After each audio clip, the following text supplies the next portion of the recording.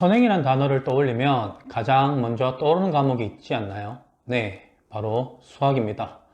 오늘은 선행의 핵심 과목인 수학 선행의 문제점에 대해서 얘기를 하고 전반적인 수학 공부에 대한 저의 생각을 나눠보려고 합니다. 국영수 주요 과목 중에서 국포자, 영포자는 들어본 적이 없으시죠? 그런데 수포자란 말은 많이 들어봤을 겁니다. 그래서 학부모님들이 수학이라는 과목에 대해서 많은 염려를 하는 것 같습니다. 저도 영수학원을 지금 운영하고 있지만 수학은 여러모로 영어보다 고민이 많은 과목인 것은 사실입니다.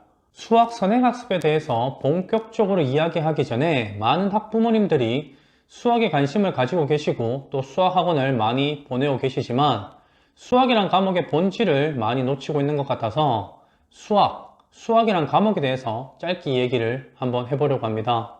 요즘 챗 GPT 얘기가 워낙 많아서 저도 재미삼아서 AI는 어떻게 대답하는지 한번 물어봤습니다. 왜 학생들이 수학을 어려워하는지. 보시는 바와 같이 첫 번째 이유가 추상적인 사고라는 멘트가 있습니다. 수학은 형이상학적, 추상적인 개념입니다. 뭔가 철학적인 용어 같고 말이 어렵게 느껴지나요? 쉽게 얘기하면 눈에 보이지 않는 것을 공부한다 라는 뜻입니다. 우리가 수학에서 공부하는 숫자는 눈에 보이지 않는 거죠. 1 더하기 1은 2. 그런데 왜 1 더하기 1은 2인가요? 이처럼 수학은 눈에 보이지 않는 어떤 생각을 개념화하는 것이고 그런 것들을 나타내고 표현하기 위해서 사람들이 만들어낸 약속 같은 것입니다. 그래서 수학을 잘하기 위해서는 바로 사고력이 필요하다고 많은 분들이 이야기를 합니다. 그렇다면 사고력, 이해력, 문제 해결 능력 이런 것들을 잘 하려면 어떻게 해야 될까요? 스스로 충분히 고민하는 시간을 가져야 한다. 이것이 정답입니다. 너무 뻔한 이야기인가요?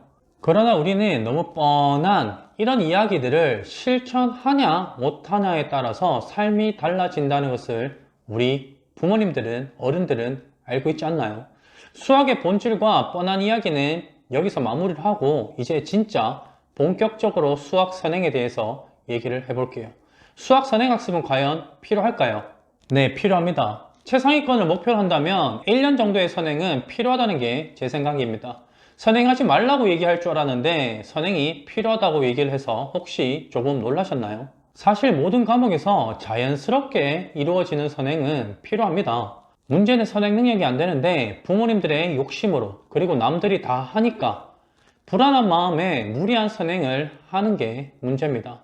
수학이란 과목을 잘하기 위해서는 특히 사고력과 이해력이 필요한데 선행을 한다고 사고력과 이해력이 과연 길러질까요? 어떤 수학학원에서는 이렇게 말합니다. 수학 선행도 다른 과목처럼 어떠한 경험치를 쌓아가는 것이다.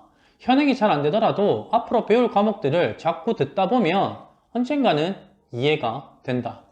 영어 흘러듣기 할 때 들었던 그런 내용 아닌가요? 3번 들은 학생이 한 번, 2번 들은 학생들보다 잘할 수 있는 거다.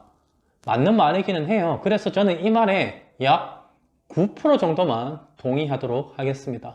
다른 과목은 몰라도 수학은 현행이 이해가 안 되면 절대로 선행을 해서는 안 됩니다. 특히 초등에서 중등 초반에는 현행에 더 충실해야 되고 현행이 잘 되고 수학 실력이 성장함에 따라 선행보다는 조금 어려운 문제를 푸는 심화학습을 하는 게 더 좋다고 저는 생각을 합니다.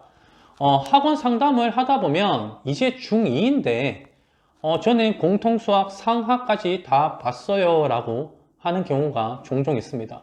네, 다 보기야 했겠죠. 그런데 공통수학 상하 테스트지를 줘보면 정답률이 50%도 안 되는 경우가 많습니다. 중2, 2학기 정도가 되니까요. 금방 배운 것을 까먹고요. 이해가 안 돼도 그냥 수업을 나가고 있었다는 증거죠. 그럼 이 친구는 선행을 한 걸까요? 안 한 걸까요? 그리고 나중에 고등학교 올라갔을 때 현행에 충실하면서 그래서 진도는 조금 느리지만 열심히 공부한 친구들보다 무조건 성적이 더 잘 나올까요? 저는 아니라고 생각을 합니다. 이런 친구들 특징은 중3 문제를 줘도 아까 전에 얘기했다시피 2학년이었기 때문에 바로 다음 학기인 중3 문제를 줘도 70% 이상 맞추지 못합니다. 현행이 충실하지 못한 채 무리한 선행을 진행한 가장 전형적인 케이스라는 거죠. 그러면 우리 부모님들이 아이가 현행을 잘 하고 있는지, 그리고 선행을 시켜도 되는지 어떻게 판단할 수 있을까요? 수학 문제집을 풀게 되면 기본적으로 뭐 개념 원리, 센 이런 것들을 많이 풀게 됩니다.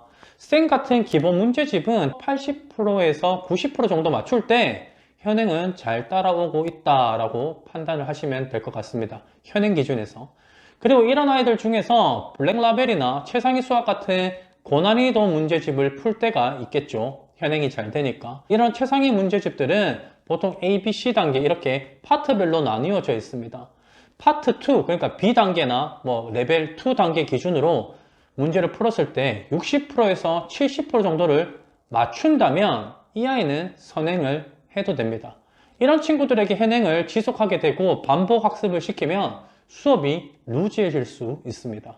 수업이 지겹다는 거죠. 그 이하 학생들은 현행에 충실히 하면서 더 어려운 문제를 풀어보고 내가 틀렸던 문제를 반복해서 푸는 연습을 하는 것이 고등수학에서 훨씬 도움이 됩니다. 이렇게 수학을 배우는 대다수의 학생들은 현행에 충실히 하며 사고력과 이해력을 길러줘야 됩니다.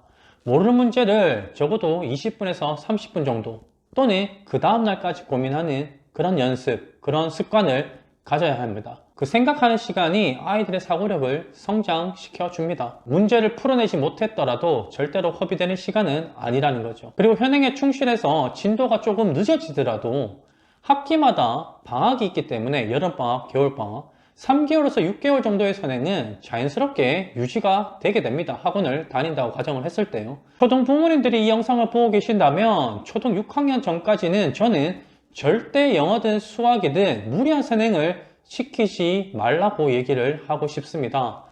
무조건 아이가 이해하는 선에서 공부를 시켜주시기 바랍니다. 조금 빠른 선행도 이해를 한다면 진행을 해도 괜찮죠. 여기서 포인트는 이해하는 선에서 공부하는 겁니다. 부모님의 조급한 마음에 무리한 선행을 아이들에게 시키지 않는다면 우리 아이가 수포자가 되는 것은 피할 수가 있습니다. 요즘 대입 수학이 예전과는 사뭇 다릅니다. 대입 유형도 시기마다 조금씩 변하고 있습니다. 일단 시험 범위가 예전보다 많이 줄었고요. 그리고 아주 쉽거나 아주 어려운 문제도 예전보다 많이 줄었습니다. 대신에 신유형, 즉 처음 접하는 유형의 문제들이 많아졌습니다. 그래서 무리한 선행보다는 처음 접하는 유형의 문제들도 풀어낼 수 있는 사고력과 경험이 필요합니다. 보통 무리한 선행으로 기초를 탄탄하게 하지 못한 친구들은 새로운 유형을 만나게 되면 문제의 접근을 전혀 할 수가 없습니다. 이런 식으로 성실하게 방향만 잘 잡아주고 꾸준히 공부한다면 내신과 수능에서 좋은 점수를 충분히 잘 받을 수가 있습니다. 여기서 좋은 점수라는 것은 본인이 받을 수 있는 최대치를 얘기하는 거예요. 모두가 1등급을 받으면 좋겠지만 현실은 상대평가로 등급이 나누어지잖아요. 지금 실력이 3등급인데 1등급을 아이에게 강요하면 모두가 괴롭습니다. 선생님도 괴롭고 아이도 괴롭고 부모님도 괴로운 거죠. 학생도 학부모님들도 지금 내 앞에 마주한 현실을 받아들이셔야 됩니다. 제 경험상 무리한 선행은 학부모님들이 이 현실을 받아들이지 못하고 조급한 마음 때문에 진행되는 것 같아요. 바로 그 부모님들의 심리를 일부 학원들은 마케팅 상술로 이용하고 불안감을 조성시켜서 무리한 선행을 강요하고 강행합니다. 그러나 부모님들의 조급한 마음보다 더 힘든 건 우리 아이들이라는 것을 아셔야 합니다. 지금 우리 아이가 수학을 잘 못한다면 혹시 그 문제를 그냥 푼다라는 그런 태도로 접근하고 있는지는 확인해 보시고 모르는 문제에 대해서 충분히 고민한 시간을 가질 수 있도록 지도해 주시기 바랍니다. 수학 중위권, 중하위권에 머무는 친구들의 공통적인 특징이 아는 문제만 빠르게 풀고 모르는 문제는 고민 없이 넘어가고 별표를 치고 학원으로 가지고 가는 그러한 습관을 가지고 있습니다. 먼저 그렇게 쉽게 포기하는 습관을 고치는 게 가장 우선입니다. 이러한 공부 습관은 초등 때 잡아주는 게 제일 좋습니다.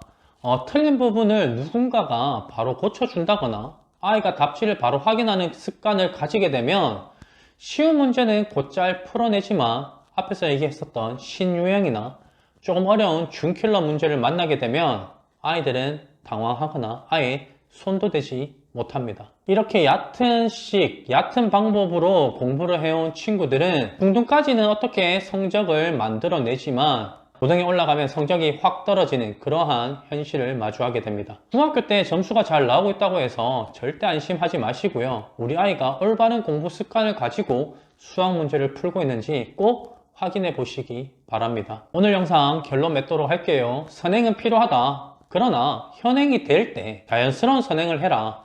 부모님의 마음이 급하다고 무리한 선행을 시키기보다는 수준에 맞는 문제를 풀리고 충분히 고민할 시간을 아이들에게 주자. 특히 초등 때는 답을 틀리는 것을 두려워하지 말고 쉬운 문제를 풀면서 답을 찾아가는 즐거움을 찾게 하시고요.